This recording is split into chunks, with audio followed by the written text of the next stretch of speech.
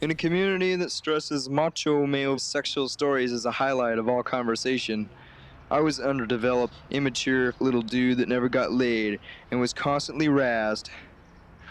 Oh, poor little kid. It bothered me, probably more so because I was horny and frequently had to make up stories like, when I went on vacation, I met this chick and we fucked and she loved it, etc., etc. This typical pubescent problem was in effect during the height of my problems with my father and stepmom, the typical wicked stepmom story.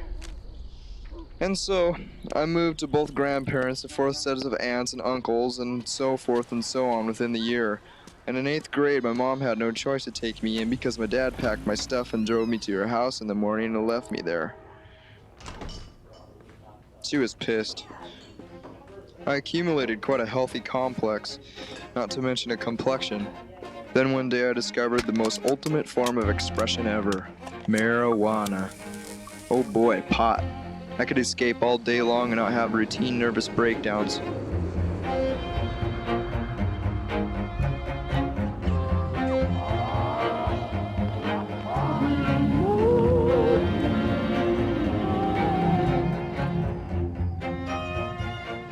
Trevor was a guy I hated but resorted to becoming friends with because he was the only person I could get pot from.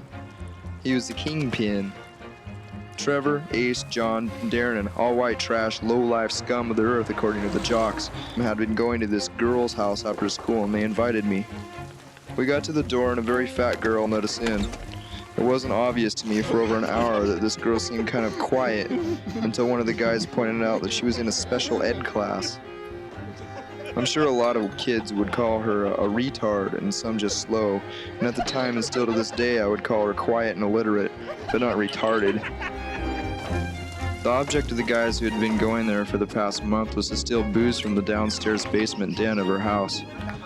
While others distracted her, one would go down and take a fifth, and then exit out the downstairs. So we did this routine every other day and got away with it for, about a month. And during that month happened to be the epitome of my mental abuse from my mother. It turned out that pot didn't help me escape my troubles too well anymore, and I was actually enjoying doing rebellious things like stealing booze and busting store windows, and nothing ever mattered. I decided within the next month I'll not sit on my roof and think about jumping, but I'll actually kill myself. And I wasn't going out of this world without actually knowing what it was like to get laid. So one day after school I went to the girl's house alone and invited myself in, and she offered me some Twinkies, and I sat on her lap and I said, "Let's fuck." And I touched her tits and she went into her bedroom and got undressed in front of me. And I watched and realized that it was actually happening. So I tried to fuck her but didn't know how and asked her if she had ever done this before, and she said a lot of times, mainly with her cousin. I got grossed out very heavily with how her vagina smelled and her sweat reeked, so I left.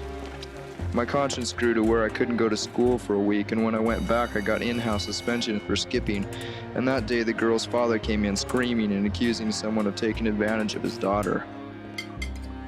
And so during lunch the rumor started, and by the next day everyone was waiting for me to yell and cuss and spit at me, calling me the retard fucker. I couldn't handle the ridicule, so I got high and drunk and walked down to the train tracks and laid down and put 2 big pieces of cement on my chest and legs, and I waited for the 11 o'clock train. And the train came closer and closer and closer, and it went on the next track besides me instead of over me. The tension from school had an effect on me, and the train scared me enough to try to rehabilitate myself, and my lifting weights and mathematics seemed to be improving, so I became less manically depressed, but still never had any friends because I hated everyone, for they were so phony.